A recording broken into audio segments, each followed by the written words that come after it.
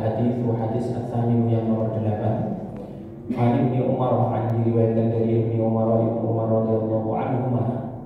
Radhiya semoga beridhoi Allah anhuma kepada Abdullah dan Umar. Ibnu Umar itu namanya Abdullah bin Umar.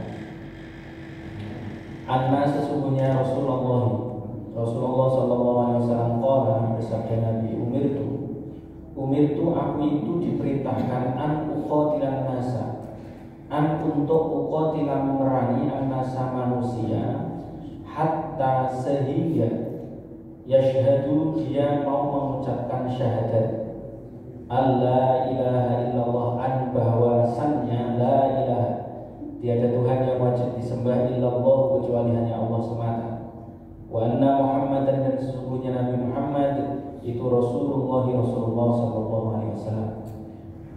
Wa yuqimus salata kemudian dia mau mendirikan salat, wa yu'tuz zakata kemudian dia mau membayar zakat.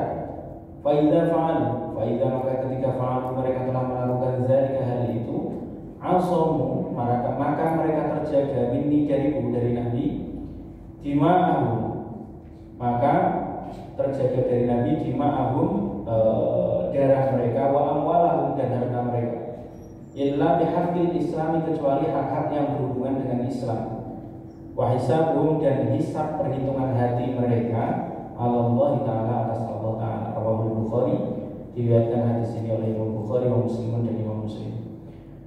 Hadirin wal hadirat yang dimuliakan oleh Allah, jadi hadis ini adalah kisah di asbabul wurudnya adalah ketika hendak Fathu Makkah. Jadi Rasulullah itu sudah berusia sekitar 51, sekian 52 tahun kayaknya gitu. Pada tahun 9 Hijriah Rasulullah mendapatkan perintah kepada Allah karena sudah melewati ada jumlah perang yang diikuti Rasulullah itu ada namanya Ghazwah.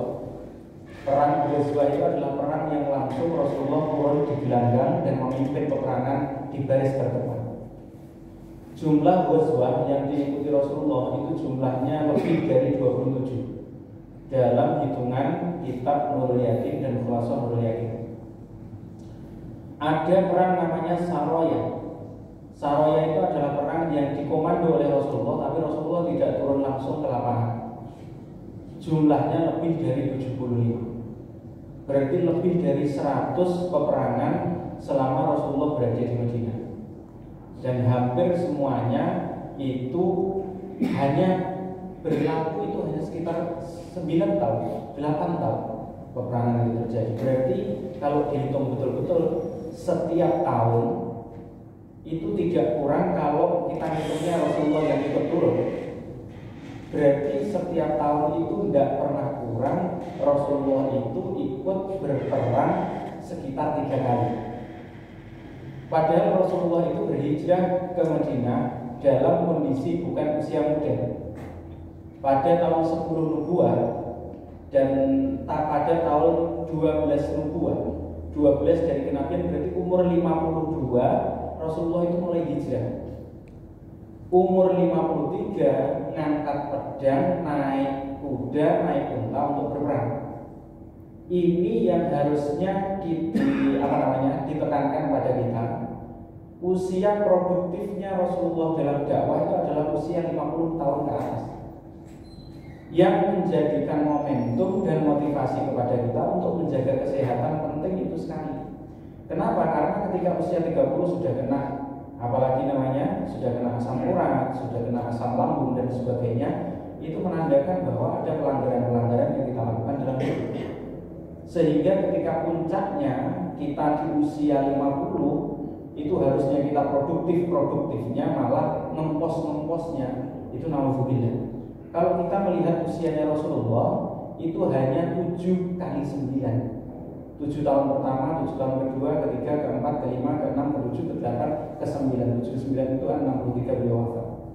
Itu ada kisah tersendiri, ada riwayat tersendiri di setiap tahun itu bagaimana. Dan usia 7 yang ke-7 itu adalah mujahadah yang berat bagi Rasulullah. Makanya usia orang hidup itu biasanya yang paling benar adalah di usia 7 kali 7. 7 kali 6 42, 7 kali 7 berarti 49. Usia 42 sampai usia 42 sampai 49 itu ujiannya luar biasa. Tetapi kalau lewat sudah bisa dilewati dengan baik, kayak Rasulullah itu kan hilang, habis semuanya, hartanya habis, Sayyidah Khadijah wafat dan sebagainya. Kemudian dilewati 49 ke 50 barulah mulai ada perintah untuk hijrah ke Taif, hijrah ke Ethiopia, ke Habasyah, terus kemudian ke Madinah. Baik. Jadi hadis ini menceritakan tentang kondisi ketika Rasulullah sudah mau melakukan perang yang terakhir, yaitu Fathu Makkah, mau balik kampung, mau membuka kota Makkah setelah 9 tahun, 8 tahun, 9 tahun berhijrah ke Madinah, dan beliau belum sempat untuk menaklukkan kota Makkah. Saat menaklukkan kota Makkah, maka Allah memerintahkan kepada Nabi, perintahlah umatku untuk 4 saja. Selama 4 ini dilakukan, jangan bunuh. Itu perintahnya Allah kepada Nabi. Makanya kalau ada pemahaman-pemahaman yang radikalisme itu, terus mereka mengaku bahwa mereka mengetahui hadis secara maknawi, baik secara makna maupun secara teks, mereka memahami ayat secara teks atau secara makna, itu sebenarnya mereka gagal paham, dan saya rasa tidak belajar dengan sungguh-sungguh. Karena terbukti di sini di dalam Sahih Bukhari dan Sahih Muslim, bahwa as-sahhani, keduanya itu adalah kitab paling sahih yang membahas tentang tentang hadis, itu menjelaskan selama orang itu muslim, kok dia muslim, melakukan 4 hal ini cukup. Dia tidak boleh disentuh hartanya, tidak boleh disentuh darahnya, itu sudah jelas. Ya, yang pertama apa? Bersaksi bahwa tidak ada Tuhan selain Allah, itu kalau muslim. Yang kedua, maka dia bersaksi bahwa mau mengikuti Rasulullah.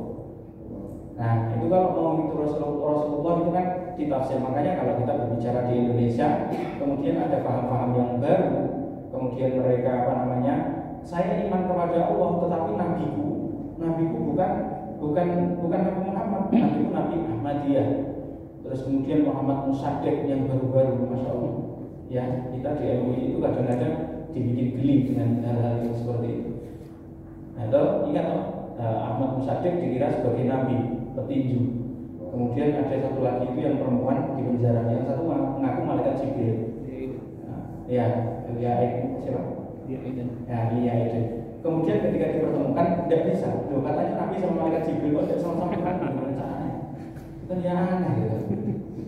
Makanya al-Islam al-mula ilmil uqul, agama Islam yang masuk akal itu jadi tidak masuk akal kalau dipegang orang-orang yang tidak bertanggung jawab gitu. Pikirannya tidak bertanggung jawab, mulutnya tidak bertanggung jawab, perilakunya juga tidak bertanggung jawab.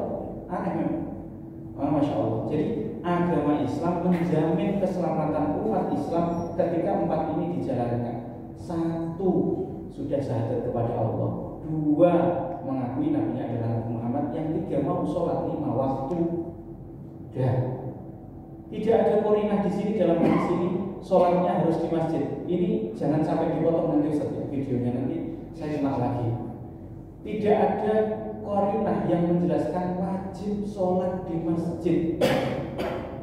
Artinya apa? Bukan berarti harus berarti kita bebas dong sholat dan sebagainya. Tidak. Hukum sholat berjamaah di dalam masjid itu adalah fardu kifayah.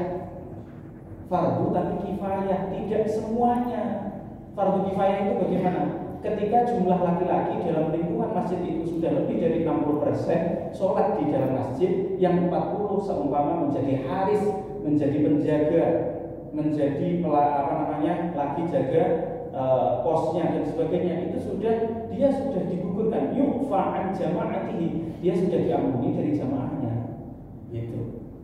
Imam Syafi'i sudah jelas itu. Ya, jadi artinya berjamaah itu hukumnya fardu kifayah. Nanti saking semangatnya jamaah, wah kita ini lagi rapat, kita ini lagi tugas operasi, sudah azan, bubar semuanya, ayo sholat. Loh, ini kegiatan juga harus tetap jalan. Makanya kalau paham tentang ilmu fikih, dalam pembagian sholat itu ada 4 waktu. Waktu afdol, waktu mustahab, waktu makruh, dan waktu tahrim. Waktu afdol itu adalah awal waktu sholatnya di masjid. Ya, nanti kalau videonya tidak dipotong jadi paham. Waktu paling utama sholat itu adalah di awal waktu di masjid, di shaf yang pertama. Tapi Allah punya waktu yang kedua, waktu mustahab, waktu yang diberikan kelonggaran kepada umatnya ketika dia dalam kondisi masih bekerja. Masih bekerja, kalau begitu shiftnya dua. Yang pertama gelombang pertama, yang kedua ini namanya mustahab. Yang ketiga waktu makruh, waktu karohah. Waktu makruh itu kapan? Waktu yang di akhir sholat, seumpama maghrib itu kan 1 jam. 20 menit pertama itu waktu afdol, waktu utama. 20 menit kedua itu waktu mustahab. 20 menit terakhir itu namanya waktu makruh. Nah, waktu tahrim itu apa? Sholat di luar waktu. Makanya Imam Syafi'i itu kalau ditanya sholat qodho, kenapa engkau berijtihad ada sholat qodho, wahai Imam Syafi'i? Saya memaknai tentang hadis tersebut bahwa sebenarnya orang yang tidak sholat itu dosa besar. Tapi kalau sholat di luar waktu itu dosa, mending dosa daripada dosa besar. Tapi jangan ngawur terus kemudian, oh berarti Ustaz kemarin dari Selasa mengajarkan ada namanya waktu tahrim. Kalau begitu subuhnya diundur jam 7 atau jam 8 saja. Tidak boleh, sudah dijelaskan kok. Yang pertama waktu afdol, yang kedua waktu mustahab, waktu sunnah, yang nomor 3 waktu makruh. Jangan sampai jatuh keempat, waktu tahrim. Tapi kalau memang dalam kondisi tertentu, ketiduran, kecapean dan sebagainya, masuk di waktu tahrim, ya berarti kita qodho. Meskipun Imam Hanafi tidak qodho. Kapan lewat kan lewat. Kanat al-mu'minina kitaban mawquta, itu kan Qurannya begitu. Kalau Imam Hanafi, kalau Imam Syafi'i itu tadi masih pakai ya. Jadi yang nomor 3, orang itu kalau sudah sholat haram untuk dibacok, haram untuk diperangi dan sebagainya. Dan yang terakhir itu mau membayar zakat. Ya, kalau jadi sudah 4 ini orang sudah bersyahadat kepada Allah, mengakui Nabi Muhammad. Nomor 3 menjaga sholatnya, nomor 4 mau membayar zakat fitrah dan zakat malnya, maka dia sudah al-sawmu minni, dia terjaga dari Nabi Muhammad ala dimaihi, atas darah mereka, wa amwalihi, dan harta mereka. Maka dengan pemahaman yang seperti ini, dengan pemahaman yang detail seperti ini, diharapkan paham-paham radikalisme, paham-paham yang sumbu pendek dan sebagainya itu bisa dikikis ya, bisa dikikis dengan pemahaman yang lebih. Dan materinya sudah selesai. Jika ada 1 atau 2 pertanyaan, silakan diberikan, waktunya masih ada. Silakan.